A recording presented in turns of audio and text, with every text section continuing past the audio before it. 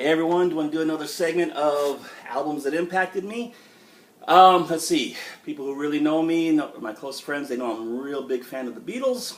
How did that all happen? Well, it was somewhere between I was 7 and 10 years old. Like I said before, at the time you're just basically buying 45s like any other kid, but I did have my Superbad album.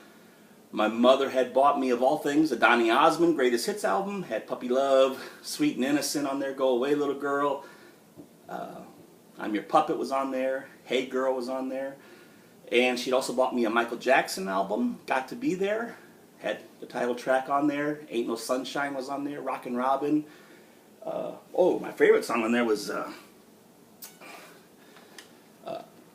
used to love the groove to it, and the chords was, I Want to Be There, want to Be With You, something like that, let's see.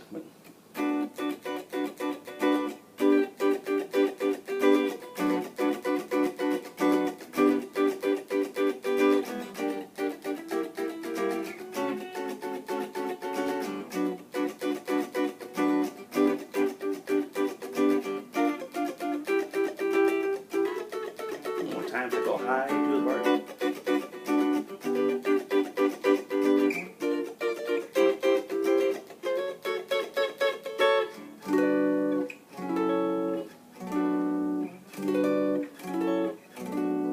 Then I had that G sharp minor 7 with the flat 5.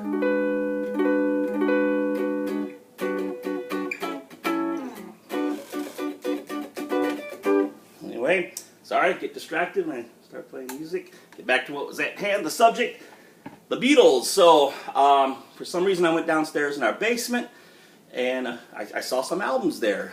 They were obviously my dad's albums and he wasn't listening to them anymore. And I found the Beatles' second album. And the cover obviously isn't there, but here's the sleeve and there's the album. Side 1 had Roll Over Beethoven, Thank You Girl, You Really Got a Hold on Me, Devil in Her Heart, Money, That's What I Want, You Can't Do That, Long Tall Sally, I Call Your Name, Please Mr. Postman, I'll Get You, and She Loves You. So you can see it's a mixture of some of the songs that they did write and some cover tunes. And for whatever reason, I was just drawn to this album and just would play it over and over and over again. As I got older, started playing music, then I understood what it was all about as far as why I was drawn to it. It's because the melodies, they had a hook, and the chords they were using different chords. From a jazz point of view, obviously still very simplistic chords, but they were different than what everybody else was using. And when I talked to people who were alive at that time when they came out, because obviously I'm not listening to them until somewhere between mid-70s, but those that were around, the part of the attraction was they were using chords that the other bands weren't using or other singers weren't using. Just a quick example, 50s and 60s, early 60s, lots of the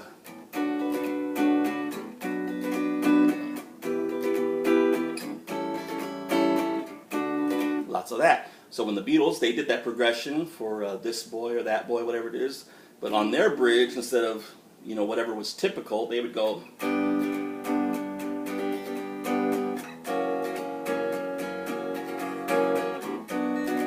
See, it gets away from everyone's. Another thing that they would do is like a.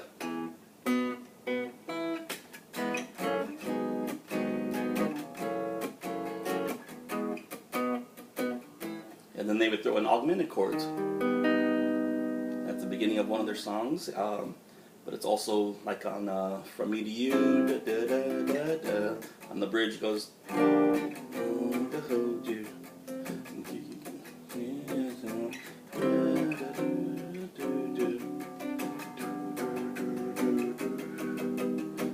And a lot of times, instead of just ending like on a C chord, they would end with a C6 9 chord. They would put that chord in there.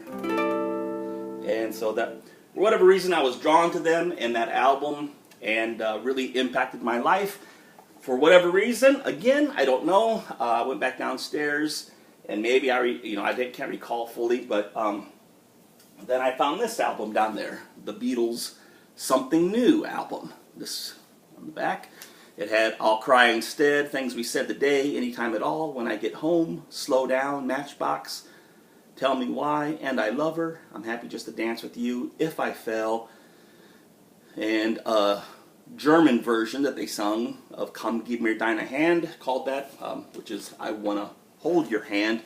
And so, again, I was just really, and some of the things I remember is like on I'll Cry Instead, there's a break there, and that was early remembrance of hearing the bass walk. Paul McCartney does a little bass walk.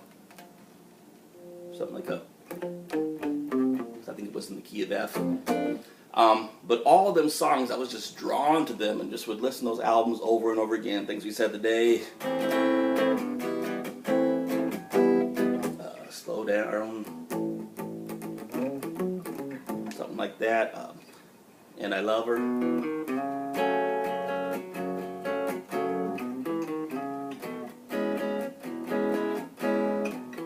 then change keys. So when I started playing guitar, one of the things I told myself was I was going to learn every Beatles song on guitar. And I don't know if I ever learned every single one, but pretty close to all of them. And, oh, another thing that, like, If I Fell in Love With You, so they...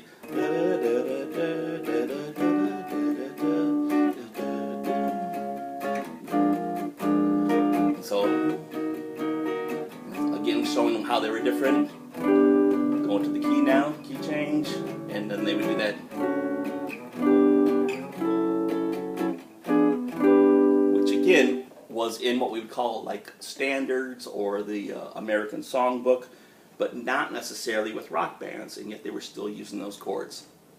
So anyway, that's the album that started me off with the Beatles' second album, and the Beatles' Something New. Those are the American releases of the England versions. That all gets switched out, you know, later on when the CDs come out, then we on the American side get to hear the original way that they were supposed to be. Thanks for watching, everybody.